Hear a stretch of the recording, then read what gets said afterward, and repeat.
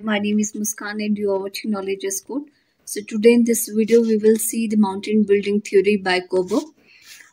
So guys, before I will move forward, please do like, share and subscribe my channel and never forget to hit the bell icon. So everyone, let us see about geosynclinal origin theory of Koper, right?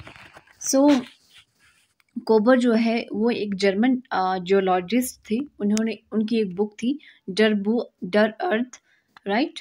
ये French language में ये लिखा गया है और इन्होंने इस book में एक हाइपोथेसिस को जो है वो प्रेजेंट किया था। That hypothesis is on mountain building and growth of continent bye linking, ये क्लिनल नहीं है, बाय लिंकिंग जियोसिंक्लिनल माउंटेन है, राइट।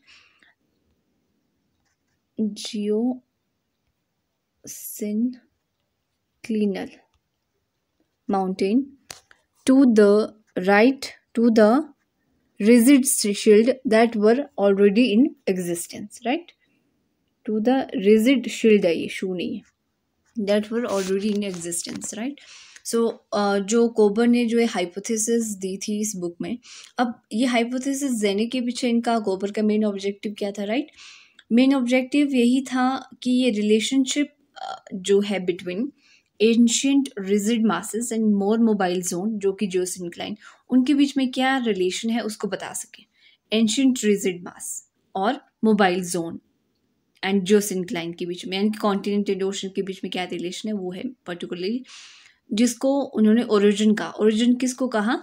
जियोसिंक्लाइन को, राइट। जियोसिंक्लाइन एक ऐसा डिप्रेशन जिसमें सेडिमेंट्स होते हैं, फ्लूवियल प्रोसेस की वजह से डिपॉजिट जिनमें सेडिमेंट होते हैं, वो हम आगे देखेंगे। Kober consider the old rigid masses as the foundation stone of present continent. Kober ने कहा कि जो ओल्ड रिजिड मास है वो क्या है? They are the foundation of the present continent. Then इसमें ओरोजेनेटिक फोर्स आती है, right. Kober was basically a constructionist and a staunch believer in thermal contraction. Thermal contraction में जो कोबर का काफ़ी विश्वास था, which in his opinion was the main force for the compression that result into the formation of geosyncline, their folding, upliftment, etc. तो कोबर का ये मानना था कि जो थर्मल कॉन्ट्रैक्शन है वो मेन फोर्स है जिसकी वजह से क्या हुआ? जियोसिंक्लाइन बना, राइट। डिप्रेशन ऑफ सेडिमेंट, फिर वो फोल्ड हुआ, अपलिफ्ट हुआ, फिर माउंटेन बनी। बेसिकली कोबर ये बता रहा है कि माउंटेन की formation over the earth surface किस तरह से हुई, राइट। सो थर्मल कॉन्ट्रैक्शन इनका मानना है। Then we have base of the theory. According to Kober, in the ancient time there was a mobile zone of water.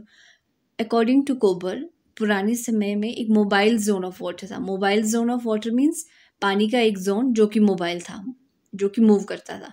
In the place of present day mountain, इनका मानना है कि जो present day mountain है वहाँ पे ocean हुआ करते थी एंशिएंट टाइम में। He called mobile zone of water geosyncline और ओरिजिन। अब जहाँ पे आज माउंटेन है वहाँ पे पहले सागर था, और वो जो सागर है उसको क्या कहते थे? Geosyncline and origin. किसकी भाषा में? आपके कोबर की भाषा में। These mobile zone of geosyncline were surrounded by rigid masses which were known as cartogen. अब जो ये इस तरह का जियोसिंक्लाइन था, राइट, सॉरी यहाँ पे हमारा मार्कर नहीं आ रहा है, आ गया। सो इस तरह का एक तरह का जो है यहाँ पे जियोसिंक्लाइन था, राइट, जिसमें वाटर था। अब क्या हुआ? इसमें डिपॉजिट्स हो गए, और जो ये वाला जो पोर्शन था, ये वाला पोर्शन जो था, दिस इज नोन एज क्रेटोजन। कोबर ने इसको क्रेटोजन कहा, और जो ये अंदर वाला पार्ट है इसको ओरिजिन कहा, राइट।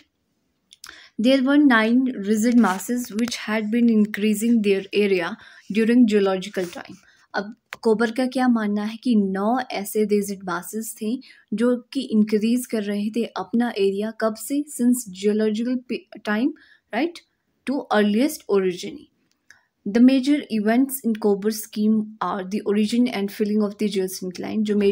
जो इवेंट हुआ है कोबर की स्कीम में, that is the origin and filling of the geosyncline. Geosyncline बना, फिर वो फिल हुआ सेडिमेंट से, डिपॉजिट से, folding along the volcanism and metamorphism and peneplanation of mountains.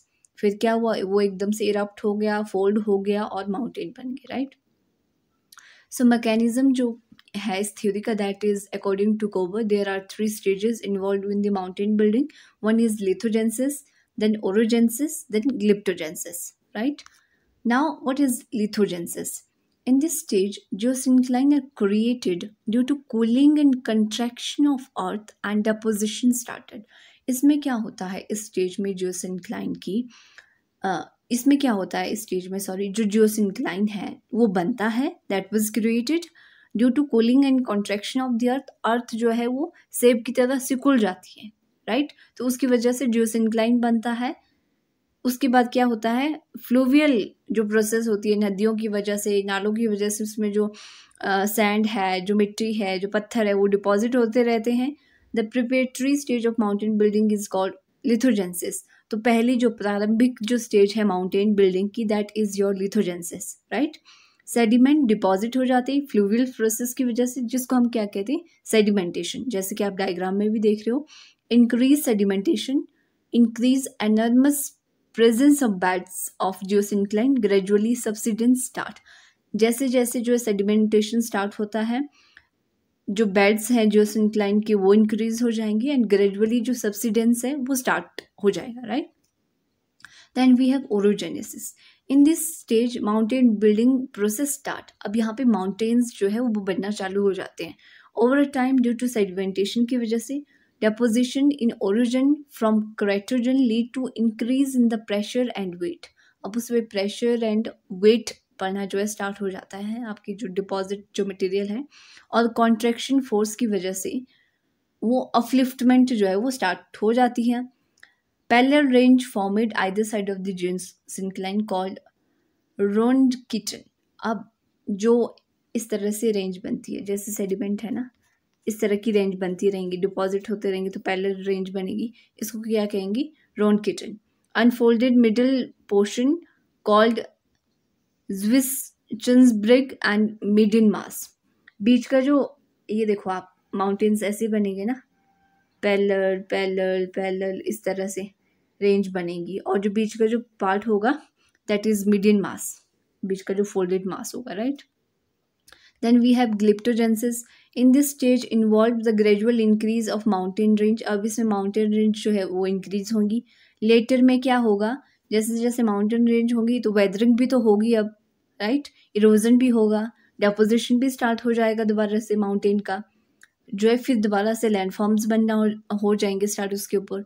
Continuous denudation result in the gradual lowering of the height of the mountain. जैसे जैसे degrade होंगे mountains, हवा की वजह से मिट्टी चल जाएगी, पानी की वजह से इरोजन हो जाएगा, तो माउंटेन की जो हाइट है वो भी कम होती जाएगी. तो this is all about your mountain building process by Kober. Very simple and brief में, right. Then we have evaluation of the theory, right.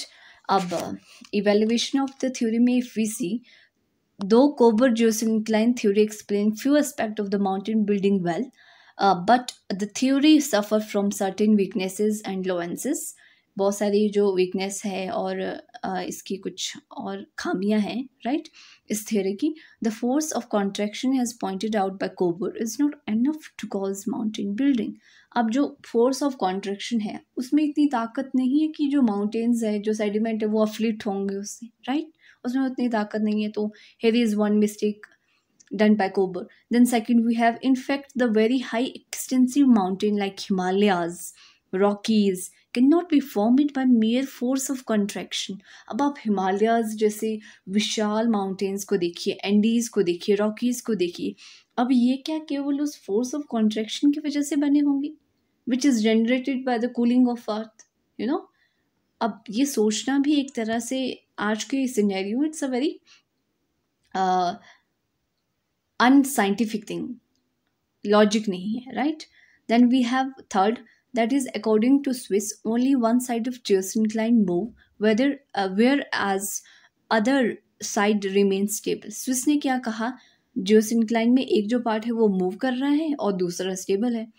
And according to Suess Himalaya जो है वो बना सॉदर्न, जब सडन मूवमेंट हुई अंगारा लैंड की, और जो गोंडवाना लैंड है वो स्टेशनरी रहा. यानी कि हिमालय ओनली अंगारा लैंड से बना हुआ है। बट जो ये आइडिया ये भी फेल कर गया जब आपकी प्लेट टेक्टोनिक थ्योरी आई, राइट? वो हमने ऑलरेडी डिस्कस कर ली है।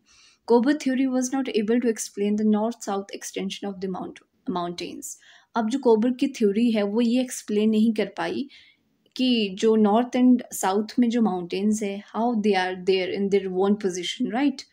हिमालयाज में तो कह दिया कि जो इंक्लाइन था उस तरह से हुआ, बट जो नॉर्थ और साउथ में जो माउंटेन्स है उनको वो जो है फिर एक्सप्लेन नहीं कर पाया। सो ये है इवेल्युएशन इस थ्योरी की।